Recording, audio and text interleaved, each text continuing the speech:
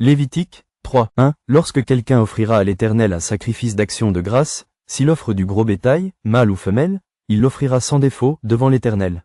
2. Il posera sa main sur la tête de la victime, qu'il égorgera à l'entrée de la tente d'assignation, et les sacrificateurs, fils d'Aaron, répandront le sang sur l'autel tout autour.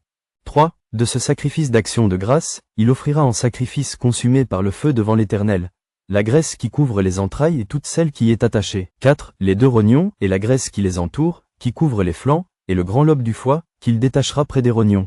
5. Les fils d'Aaron brûleront cela sur l'autel, par-dessus l'holocauste qui sera sur le bois mis au feu. C'est un sacrifice consumé par le feu, d'une agréable odeur à l'Éternel. 6. S'il offre du menu bétail, mâle ou femelle, en sacrifice d'action de grâce à l'Éternel, il l'offrira sans défaut. 7. S'il offre en sacrifice un agneau, il le présentera devant l'Éternel.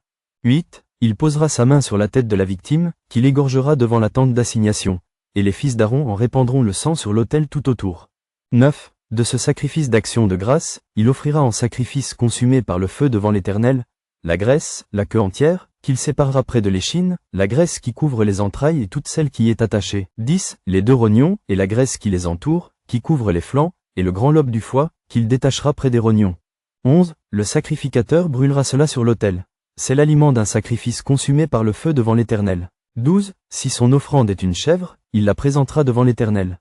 13. Il posera sa main sur la tête de sa victime, qu'il égorgera devant la tente d'assignation, et les fils d'Aaron en répandront le sang sur l'autel tout autour.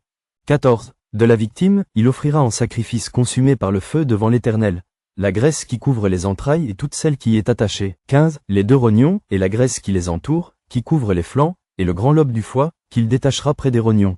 16. Le sacrificateur brûlera cela sur l'autel. Toute la graisse est l'aliment d'un sacrifice consumé par le feu, d'une agréable odeur à l'Éternel. 17. C'est ici une loi perpétuelle pour vos descendants, dans tous les lieux où vous habiterez, vous ne mangerez ni graisse ni sang.